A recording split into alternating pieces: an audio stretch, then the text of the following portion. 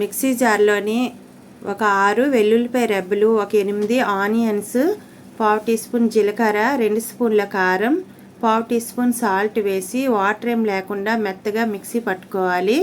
గుత్తి వంకాయల కోసం ఇలాంటి బ్లాక్ కలర్ వంకాయలను తీసుకుని శుభ్రంగా కడిగి 3 కిలో వరకు ఇలాగా 4 వైపులా ఇలా కట్ చేసుకొని పుచ్చులేం లేకుండా చూసుకొని దీంట్లో ఈ పేస్ట్ అంతటిని ఇలా పెట్టాలి. పాన్లోని ఆయిల్ ఒక 3 స్పూన్స్ వేసుకొని దీంట్లో ఈ వంకాయలన్నిటిని కూడా వేసుకొని మిగతా పేస్ట్ అంతటిని కూడా పైన ఇలాగ వేసుకోవాలి. మూత పెట్టుకొని లో ఫ్లేమ్లో 5 మినిట్స్ వరకు కుక్ చేసుకోండి. ఇప్పుడు మూత తీసి రెండో వైపు కూడా ఈ వంకాయలను తిప్పుకొని ఇంకొక 5 మినిట్స్ వరకు లో ఫ్లేమ్లోనే కుక్ చేసుకోవాలి.